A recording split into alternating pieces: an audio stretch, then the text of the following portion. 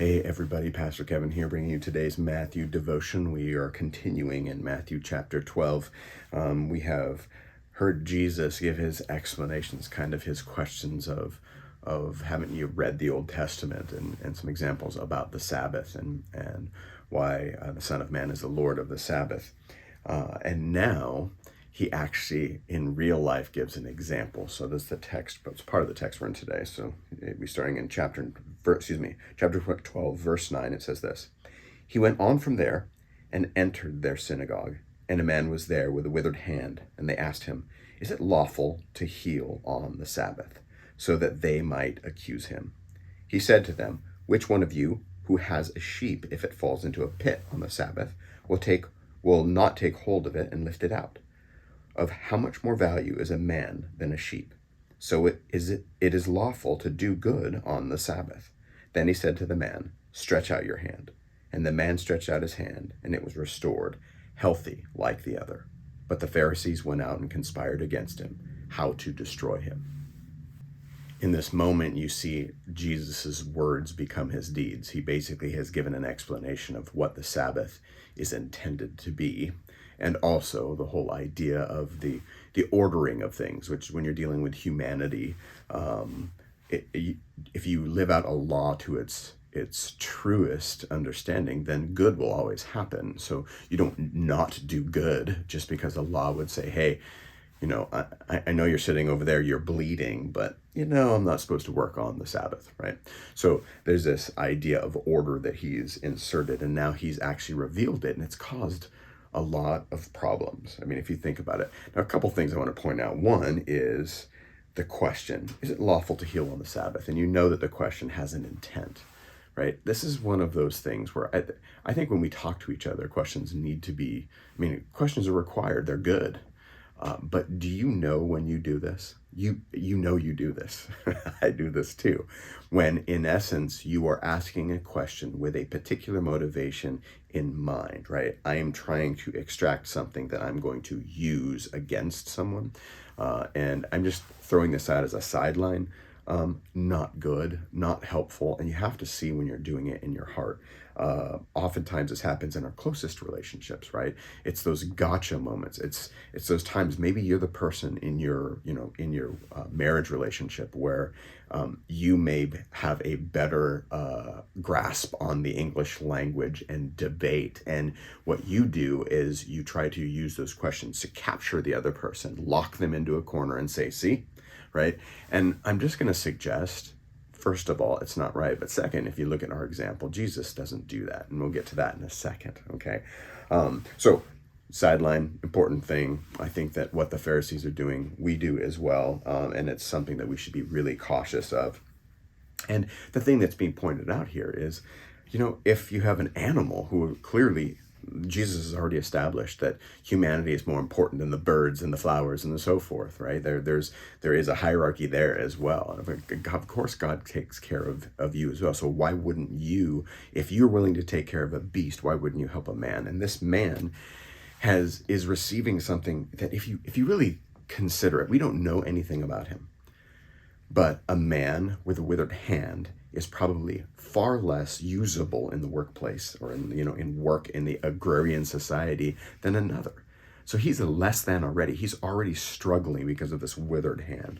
So Jesus has given him back. He has restored an immense thing. Like, it's not just like, oh, my hand's better. It's like, now I can work. Now it's like you're giving a level of self-respect to the person because they can earn a wage and so forth. So don't underestimate what's actually happened for this man whom we know nothing about. But I want to just speak of you. I want you to be thinking about those things because that's exactly the point. Jesus is saying the good of that person is far better than the law that I should not be healing on the Sabbath, which I think there's a gray area. I don't know if it's necessarily true, what they're trying to convince him of here, but it doesn't matter because the good of what he's doing for this man outweighs any aspect of the law in the sense of he is actually raising up another, restoring them to goodness. Of course we would do that, of course. And this brings us all around to just understanding the very character of Jesus, right? If you think of this whole situation, he's not just lighting a fire on social media. He is raising up another individual. One, that's all that was required. He is taking care of this one. And because of it, they're now seeking to get rid of him. They're now seeking to get rid of Jesus because of this act of good. So somehow the very letter of the law in the minds of the Pharisees and scribes, again, whether or not that actually follows Torah, but we don't need to go there. The point is that he's done something that it is putting their whole platform at risk. Therefore, they must get rid of him, right? And how does Jesus respond? Does he yell out in the streets of how they're contradicting themselves, how they're wrong, how they're not being good as far as Torah is concerned? No, he actually kind of slips away because it's not his time yet. So it's another important lesson, is you don't ask those questions that you're trying to trap someone in, and also you don't seek out the fight when the fight isn't necessary yet. And I think also, I mean, if you really think about this, this is early on. We're halfway through the gospel, almost, not quite.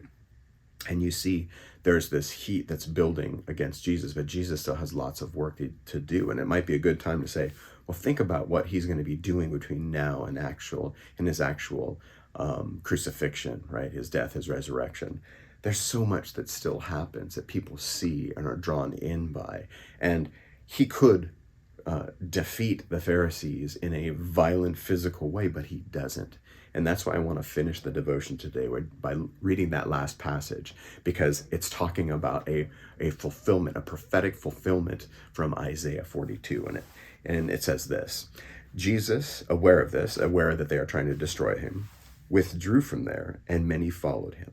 And he healed them all and ordered them not to make him known. This was to fulfill what was spoken by the prophet Isaiah. Behold, my servant, whom I have chosen, my beloved, with whom my soul is well pleased. I will put my spirit upon him, and he will proclaim justice to the Gentiles. He will not quarrel or cry aloud, nor will anyone hear his voice in the streets. A bruised reed he will not break, and a smoldering wick he will not quench, until he brings justice to victory, and in his name the Gentiles will hope. If you really think about it, the truest fulfillment is in this one who's going around. It says they followed him and he healed them all and ordered them, don't make it known. It's like, I don't need you to post my goodness on social media.